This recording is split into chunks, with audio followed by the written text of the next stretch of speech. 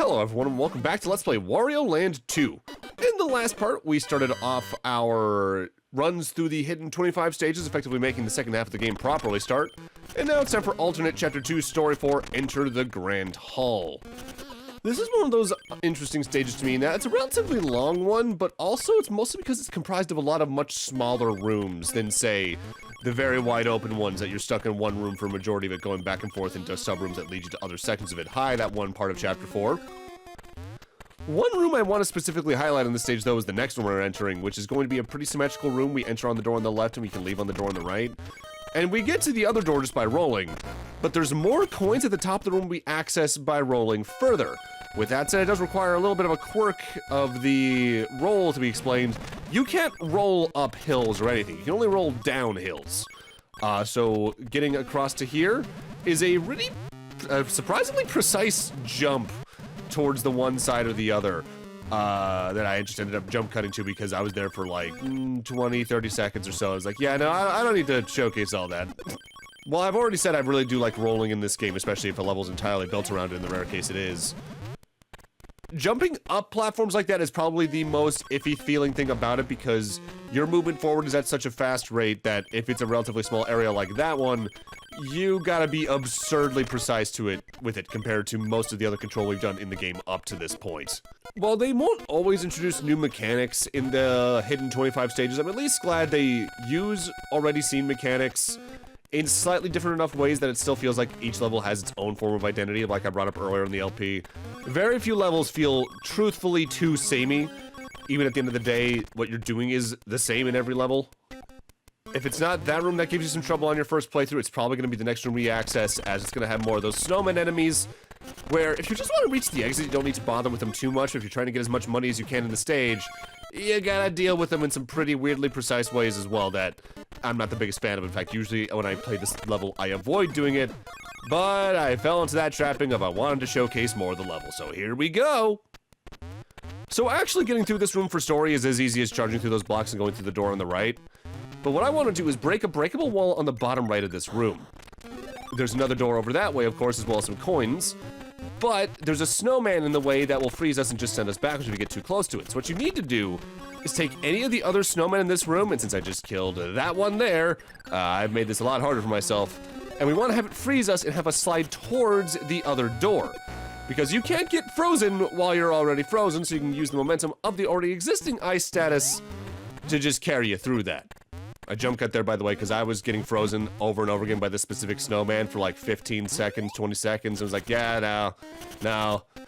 For the pacing, oh! It is ultimately worth it, because the coin trove over here is pretty respectable. And again, if you're running low on coins, or if you're slacking on it in the long term, and thus you don't have as many saved up as I do, always good to grab a couple more coins in some levels. Especially if it's as quick a distraction as this is. Now, I think I already briefly talked about how short the world record overall is in any percent in this game earlier, just by talking about, yeah, you can go to these hidden stages off the start and then just blitz through them. But to really distinctify the differences in the categories and how much longer it takes to 100% this game, even in a speedrun sense, any percent, which is largely going through this storyline, is about 8.5 minutes long. World records by Moist with a Z. Main story, so the main 25 levels we've already done, about 33 minutes, 44 seconds or so by Black SR is the current speedrun record for that. All levels, so just beating all of the levels, is 1 hour and 9 minutes by Moist once again. And that's glitchless. Glitched is 59 minutes. Glitched for a main story, by the way, is 28 minutes. 100% in this game, like what we're doing, is almost 2 hours and 40 minutes world record in glitchless by Worcester. Yes, that Worcester. Now, admittedly, for all levels, those numbers do track because you're literally just almost doubling the game's length from the main story category. But the fact that there's an extra hour just to get 100% is where the real pain can come in. Final story, kick 'em out. Let's reclaim Wario's castle for himself, shall we? This stage is a very lucrative start, but something I'm not entirely certain about because I've barely ever, if ever, done it.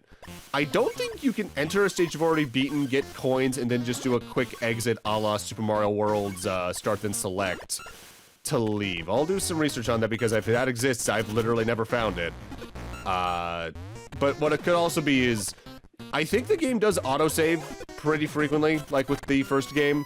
So you might be able to just stop in the middle of a level, might be. Again, I seldom ever play a platformer like this and turn the game off when I'm in a level, especially. Usually I like to make sure the game has saved because I've had some paranoia-inducing incidents happen to me and have caused some paranoia-inducing incidents, admittedly, over the years. Hi, Brothers Final Fantasy VII save file. So I just like to avoid running into any of those if I can. For right now, let's actually take a trip back to the game's development staff to talk more about them. The next credit we haven't discussed yet is the game's screen and map designer, who in this case is Masami Ueda. Like with several of the other development team members for Wario Land 1 and this, they were on the Virtual Boy team in some form, working on Galactic Pinball as a special thanks, but they were a designer for both the Virtual Boy Wario Land and Telero Boxer.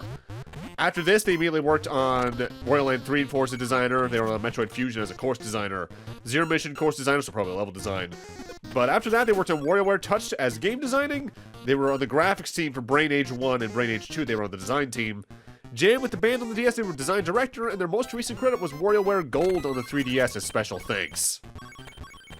Or at least that's their last credit on Moby Games.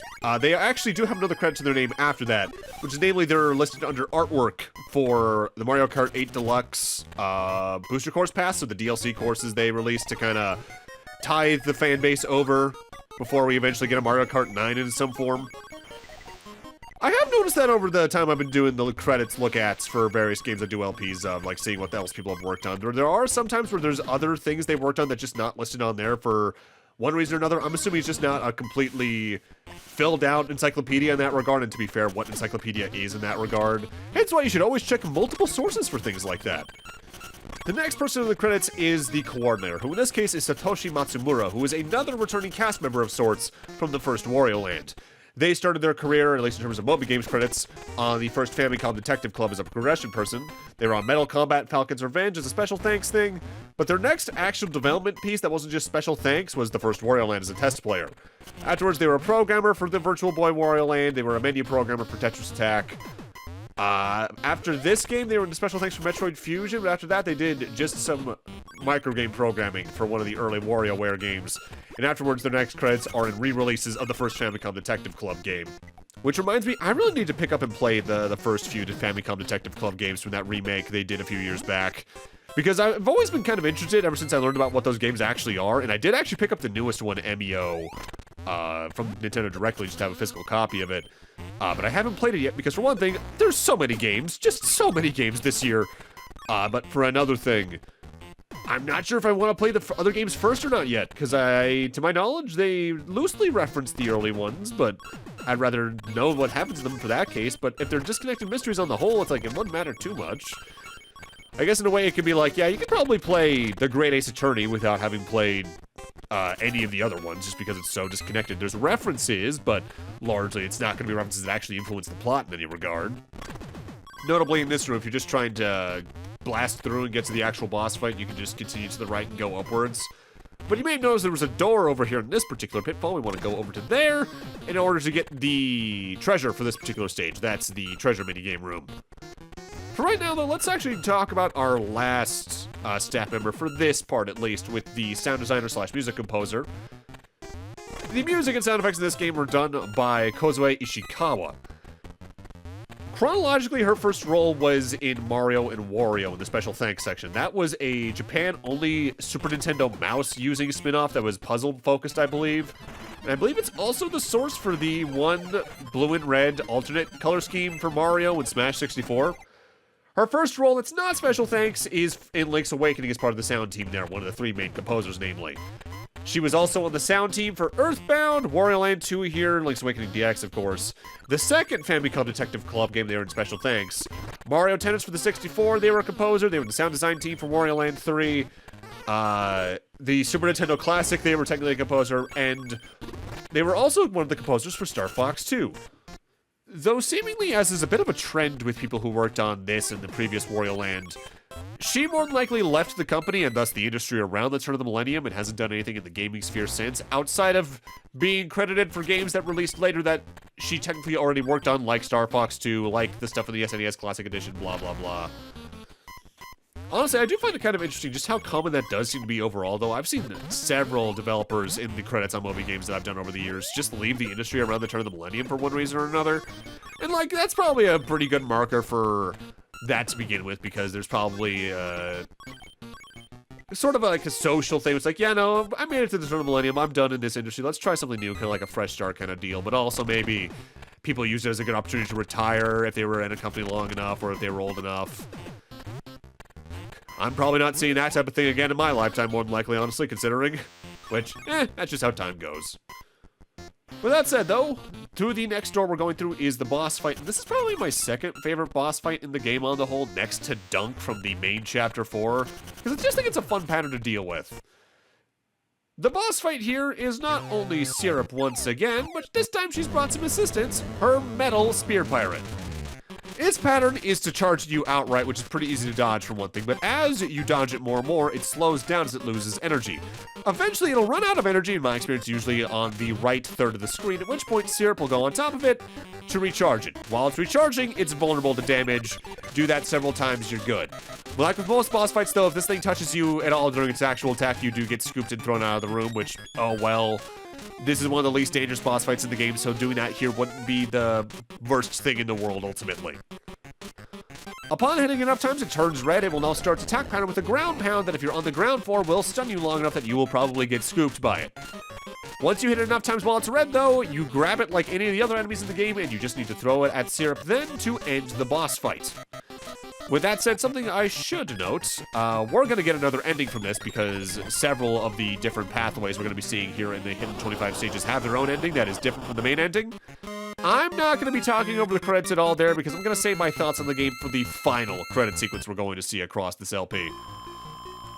So with that, let's get our 30th panel piece and move on to the credits, and I will see you guys after that to talk about our totals before ending off this part.